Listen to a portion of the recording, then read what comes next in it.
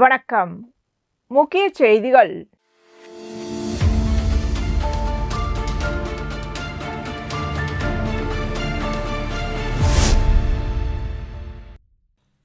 புதுவையில் smart city திட்டத்தின் கீழ் நகரின் சுற்றுச்சூழலை பாதுகாக்க எலக்ட்ரிக் பேருந்துகள் இயக்கப்படுகிறது.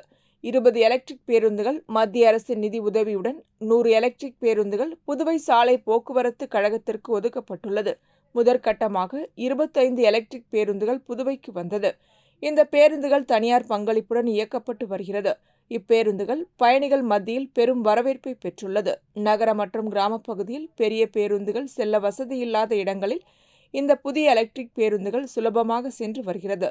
இதனால் புதுவையில் கிராம மற்றும் நகர பகுதிகளில் என அனைத்து இடங்களிலும் அரசு பேருந்துகள் இயக்கப்பட்டு வருகிறது. இந்நிலையில் மேலும் 20 எலக்ட்ரிக் பேருந்துகள் புதுவைக்கு வந்துள்ளது.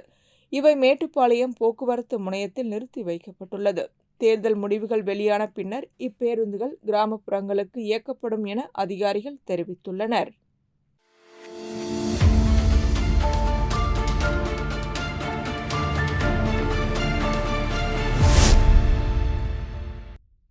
புதுவை பல்கலைக்கழகம் சமுதாய கல்லூரியில் புவி தினத்தை முன்னிட்டு ஏப்ரல் 16 முதல் ஏப்ரல் 22ஆம் தேதி வரை சிறப்பு நிகழ்ச்சிகள் நடைபெற்று வருகின்றன. இதன் தொடக்கமாக கல்லூரி வளாகத்தில் நெகிழி கழிவு மேலாண்மை குறித்த விழிப்புணர்வு நிகழ்ச்சி நடைபெற்றது.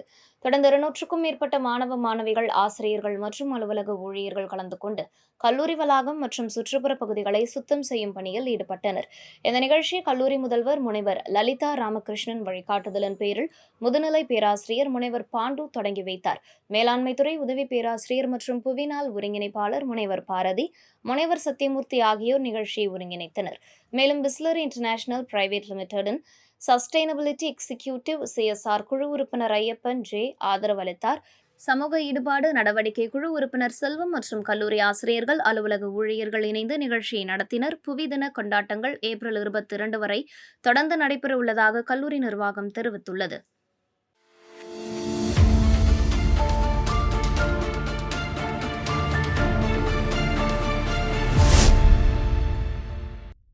புதுச்சேரி அருகே பொம்மையார்பாளையத்தில் அமைந்துள்ள சித்தர் சிவஞானி கலை மற்றும் அறிவியல் கல்லூரியில் பட்டமளிப்பு விழா நடைபெற்றது. கல்லூரி வளாகத்தில் நடைபெற்ற நிகழ்ச்சியில் கல்லூரி முதல்வர் அனுராதா வரவேற்புரை வழங்கினார். ஆட்சி மன்ற குழு உறுப்பினர் ராஜ் பரத் ராஜேந்திரன் மற்றும் மயிலம் ஸ்ரீமத் சிவஞான பாலையா சுவாமிகள், தமிழ்கலை மற்றும் அறிவியல் கல்லூரி செயலாளர் ராஜ்குமார் ராஜேந்திரன் ஆகியோர் முன்னிலை வகித்தனர். விழாவில் அண்ணாமலை பல்கலைக்கழக தேர்வு கட்டுப்பாட்டாளர் முனைவர் குமார் கலந்து கொண்டு மாணவர்களுக்கு பட்டங்களை வழங்கி பாராட்டினார். BCom, MCom, BSc computer science, MSc computer science, BBA, BA ஆங்கிலம் உள்ளிட்ட பல்வேறு பாடப்பிரிவுகளில் 2020 முதல் 2025ஆம் கல்வியாண்டு வரை பயின்று முடித்து மொத்தம் 297 மாணவ மாணவியர்களுக்கு பட்டங்கள் வழங்கப்பட்டன. இந்நிகழ்ச்சியில் பட்டம் பெற்ற மாணவர்களின் பெற்றோர்கள், கல்லூரி பேராசிரியர்கள் மற்றும் பொம்மையார்பாளையம் சுற்று வட்டார ஊர் பெரியவர்கள் கலந்து கொண்டனர். நிகழ்ச்சியின் நிறைவாக கணினி பயன்பாட்டியல் துறை உதவி பேராசிரியர் சுஸ்மிதா நன்றி உரையாற்றினார்.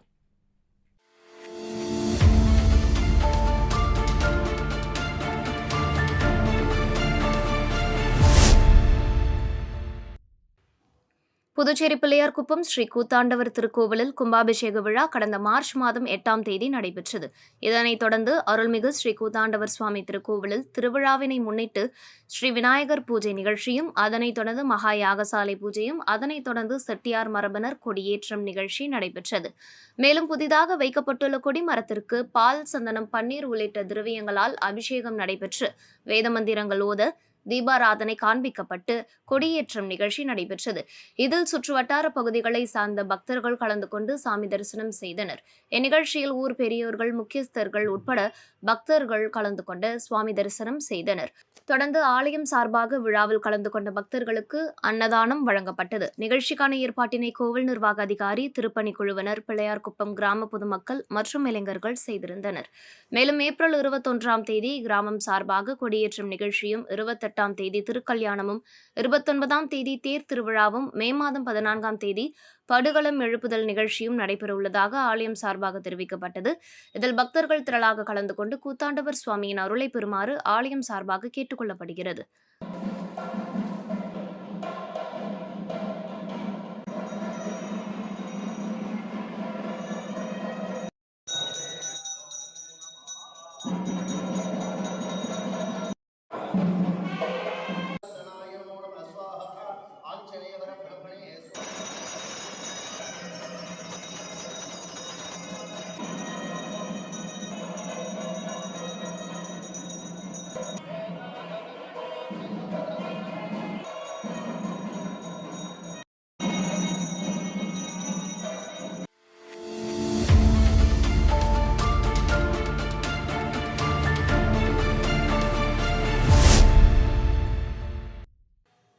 இந்நிலையில் வெயிலின் தாக்கம் நாளுக்கு நாள் அதிகரித்து வருகிறது.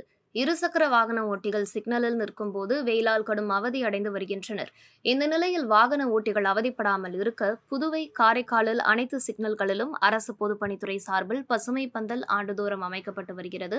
இந்த ஆண்டும் வெயிலின் தாக்கம் நாளுக்கு நாள் அதிகரிக்க தொடங்கியுள்ளது. எனவே அரசு பொதுப்பணித்துறை சார்பில் பசுமை பந்தல் அமைக்கும் பணி தொடங்கியுள்ளது.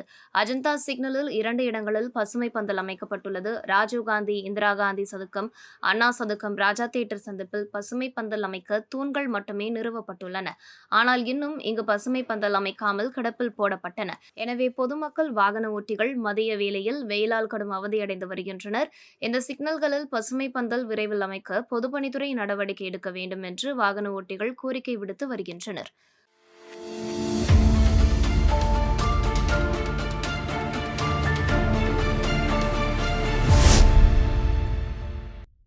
மயிலம் சாலை பகுதியில் நடைபெற்று வரும் சாலை விரிவாக்கப் பணிகள் காரணமாக அங்கு வசித்து வரும் ஏழை மக்கள் பாதிக்கப்படுவதாக கூறி மக்கள் வாழ்வுரிமை இயக்கம் மற்றும் 6ஆம் திணை மக்கள் இயக்கம் சார்பில் மாவட்ட ஆட்சியரை சந்தித்து மனு வழங்கப்பட்டது. அம்மனுவில் வெள்ளியனூர் கொம்பினில் உள்ள சேதராப்பட்டு வருவாய் கிராமத்தில் கடந்த 20 ஆண்டுகளுக்கும் மேலாக 30ற்கும் மேற்பட்ட பல்வேறு சமூகங்களைச் சேர்ந்த மக்கள் அரசு புறம்போக்கு நிலங்களில் குடிசை அமைத்து வசித்து வருவதாக தெரிவிக்கப்பட்டுள்ளது.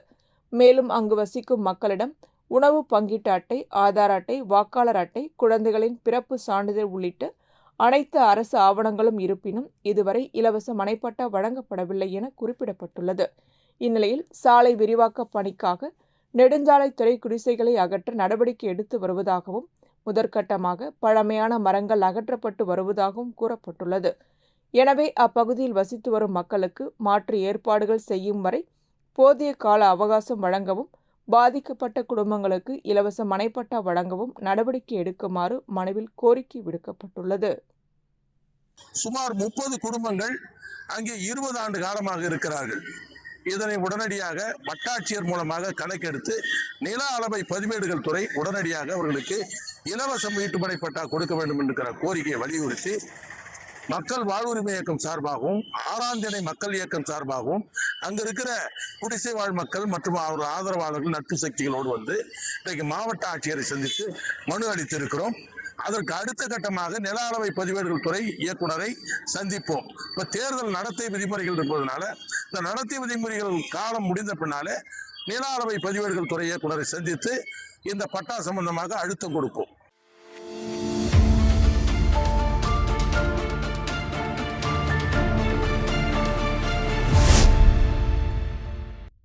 இசைக்கலைஞர்கள் மற்றும் தொழில்நுட்ப வல்லுநர்கள் சங்கம் சார்பில் பிம்ஸ் மருத்துவமனை இணைந்து வெங்கடா நகரில் உள்ள தமிழ்ச்சங்க வளாகத்தில் இலவச மருத்துவ முகாம் நடைபெற்றது. இம்முகாமில் தமிழ்ச்சங்க தலைவர் முத்துலட்சுமி சரவணன், பிம்ஸ் மருத்துவமனை மக்கள் தொடர்பு அதிகாரி Krishnamurthy, Kalaimamani doctor Banumathi, doctor Pramila Tamilvanan, Kavikuyil music அகாடமியை சேர்ந்த சுசீந்திரகுமார் உள்ளிட்டோர் கலந்து கொண்டனர். இந்த மருத்துவ முகாமில் 500க்கும் மேற்பட்ட இசைக்கலைஞர்கள் தங்கள் குடும்பத்துடன் கலந்து கொண்டு சிகிச்சை மற்றும் பரிசோதனை சேவைகளை பெற்றனர். மேலும் கடலூர், காரைக்கால், விழுப்புரம், மரக்காணம் உள்ளிட்ட பகுதிகளில் இருந்து இசைக்கலைஞர்களும் பங்கேற்றனர். நிகழ்ச்சிக்கான ஏற்பாடுகளை இசைக்கலைஞர்கள் மற்றும் தொழில்நுட்ப வல்லுநர்கள் நலசங்க தலைவர் முரளிதரன், செயலாளர் சரவணன், பொருளாளர் நெடுஞ்செழியன் மற்றும் சங்க நிர்வாகிகள் இணைந்து செய்திருந்தனர்.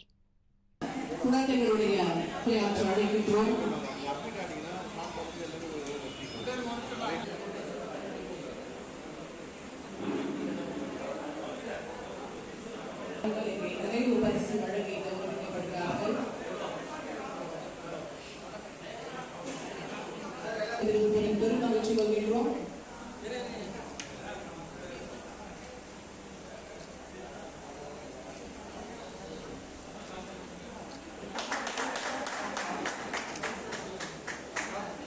அவருடைய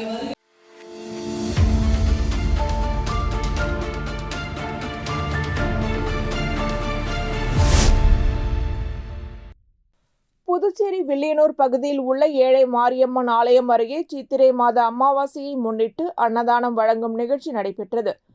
நடராசனார் அறக்கட்டளை சார்பில் அறக்கட்டளை நிறுவனரும் என்ஆர் காங்கிரஸ் பிரமுகருமான சரவணன் தலைமையில் பொதுமக்களுக்கு அன்னதானம் வழங்கப்பட்டது.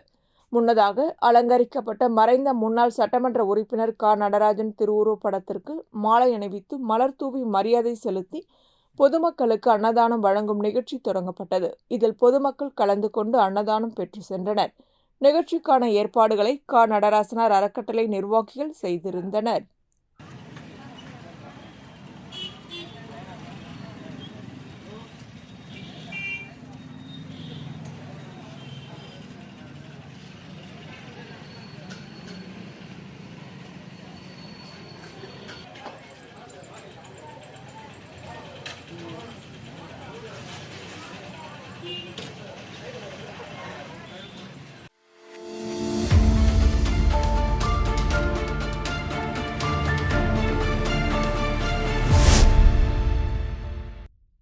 புதுச்சேரி காலாப்பட்டு பகுதியில் கடலில் அமைந்துள்ள கழிவுநீர் குழாயில் மீன்பிடி வலை சிக்கி சேதமடைந்ததாக மீனவர்கள் புகார் அளித்துள்ளனர். பெரிய காலாப்பட்டு ஆனந்தன் வீதியைச் சேர்ந்த சேகர் மகன் கார்த்திகேயன் மற்றும் அவரது தம்பி அருண் ஆகியோர் புதுச்சேரி மீன்வளத்துறை இயக்குநர், மாவட்ட ஆட்சியர் மற்றும் சுற்றுச்சூழல் துறை அதிகாரிகளிடம் மனு அளித்துள்ளனர்.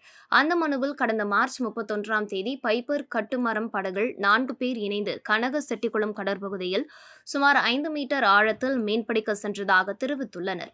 அப்போது அவர்கள் போட்ட இரட்டை வலை நீரோட்டத்தால் தெற்கு நோக்கி நகர்ந்து காலாப்பட்டு சுடுகாடு அருகே கடலில் அமைந்துள்ள சோலரா கம்பெனியின் கழிவுநீர் குழாயில் சிக்கி சேதமடைந்ததாக கூறியுள்ளனர். இந்த சம்பவத்தில் வலையின் ஒரு பகுதி கடலில் அடித்து செல்லப்பட்டதாகவும் சுமார் ரூபாய் 40,000 மதிப்புள்ள வலை சேதமடைந்ததால் கடுமையான பொருளாதார இழப்பு ஏற்பட்டுள்ளதாகவும் தெரிவித்துள்ளனர். மேலும் மீன்பிடி தொழிலுக்கு ஆபத்தாக உள்ள கடலுக்குள் அமைந்துள்ள கழிவுநீர் குழாயை அகற்ற நடவடிக்கை எடுக்கவும், ஏற்பட்ட இழப்பிற்கு சோலரா கம்பெனி இழப்பீடு வழங்கவும் கோரிக்கை விடுத்துள்ளனர். இதுகுறித்து புகார் மனுவின் நகல்களுடன் வீடியோ ஆதாரங்களையும் மக்கள் நல சங்க செயலாளர் ஆனந்தனிடம் ஒப்படைத்து பசுமை தீர்ப்பாய வழக்கில் தங்களையும் இணைக்க வேண்டும் என கேட்டுள்ளனர். இதற்கு செயலாளர் தேவையான நடவடிக்கை எடுக்க உறுதியளித்ததாக கூறப்படுகிறது.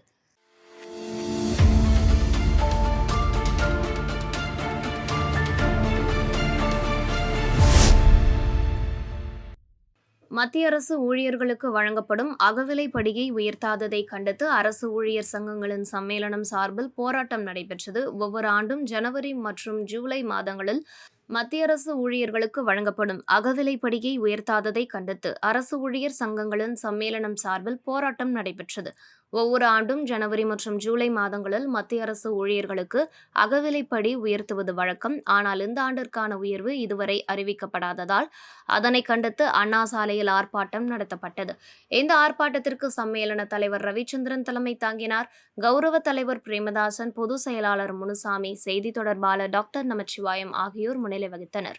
ஆர்ப்பாட்டத்தில் கலந்து கொண்ட அரசு ஊழியர்கள் நிலுவையில் உள்ள அகவிலைப்படியை உடனடியாக உயர்த்தி வழங்க வேண்டும் என கோரி மத்திய அரசுக்கு எதிராக கோஷங்கள் எழுப்பினர்.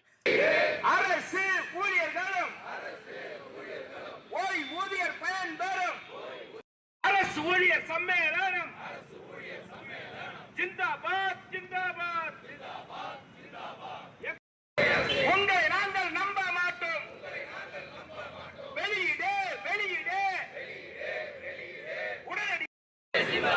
மத்திய ஆளும் பிஜேபி அரசு, மத்திய அரசு, மத்திய அரசு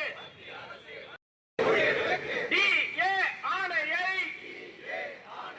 பஞ்சப்படியை வழங்குவதற்கு தயக்கமேன் தாமதமேன் தயக்கமேன்.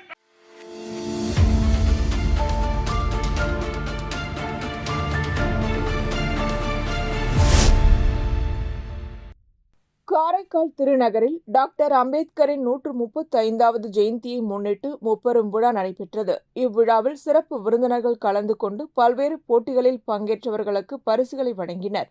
நிகழ்ச்சியில் ஃபிட்காட் இந்தியா கன்சியூமர் மூவ்மெண்ட் சார்பில் காரைக்கால் மாவட்ட நுகர்வோர் சங்கங்கள் கூட்டமைப்பின் மாநில செயலாளர் சிவக்குமார் கலந்து கொண்டார். நிகழ்ச்சியை சூர்யா ஒருங்கிணைத்தார். இந்நிகழ்ச்சியில் பொதுமக்கள் கலந்து கொண்டனர்.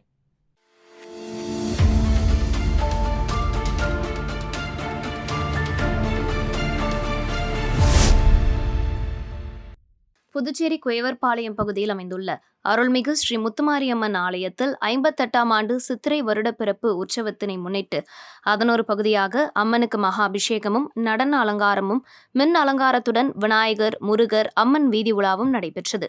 அதனைத் தொடர்ந்து மஞ்சள் நீர் உற்சவமும் சிறப்பாக நடைபெற்றது. நிகழ்விற்கான ஏற்பாடுகளை ஆலய நிர்வாகத்தினர் பிரவின், வினோத், மௌலி, உலகநாதன், நடராஜன் ஆகியோர் செய்திருந்தனர். உற்சவ விழாவில் திரளான பொதுமக்கள் மற்றும் பக்தர்கள் கலந்து கொண்டனர்.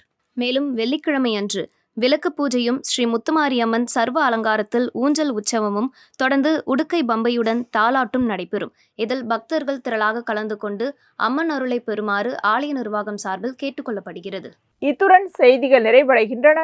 வணக்கம்.